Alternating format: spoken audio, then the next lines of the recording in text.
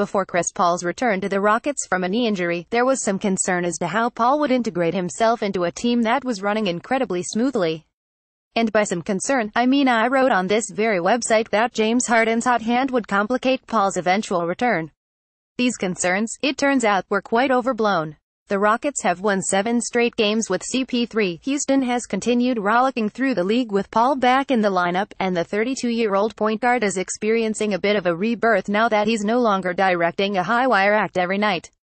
Albeit in a very limited sample size, Paul is on pace to average a career low in points but also a career low mark in turnovers, and a career high mark in three-point percentage.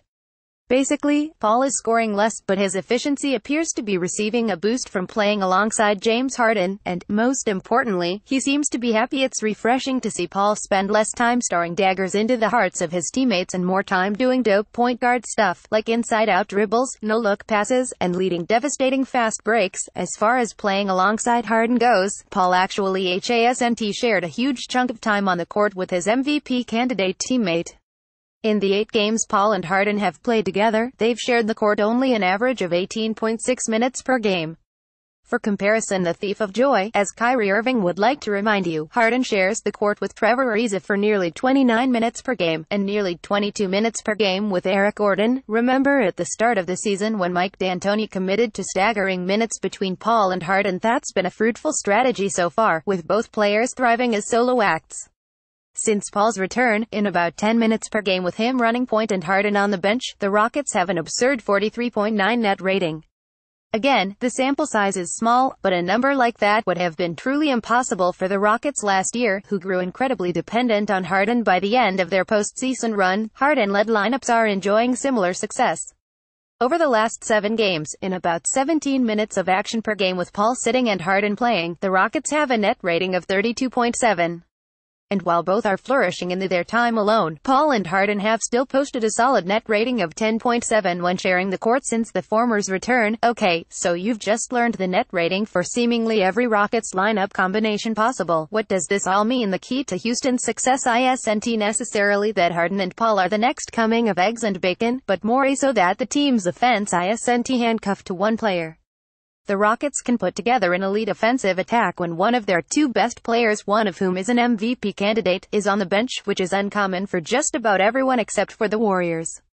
This is significant especially for Paul, who is entering the next phase of his career as the guy who is no longer the best player on his team but is still pretty damn good. Paul will be a free agent next summer, and he's somewhat of a flight risk as long as he's entering free agency the same time as good friend LeBron James. But he has to be happy with the early returns in Houston, which allows him to direct the show for stretches, but doesn't force him to be the lead act every second he's on the court.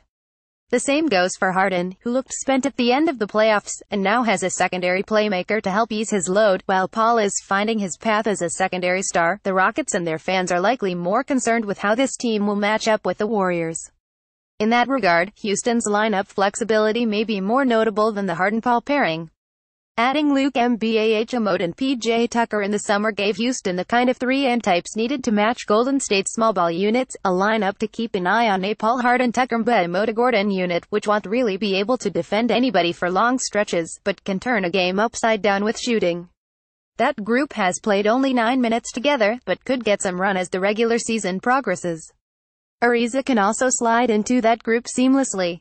While Houston keeps blowing everybody out, I'd expect D'Antoni to tinker with those kinds of groupings in advance of the playoffs.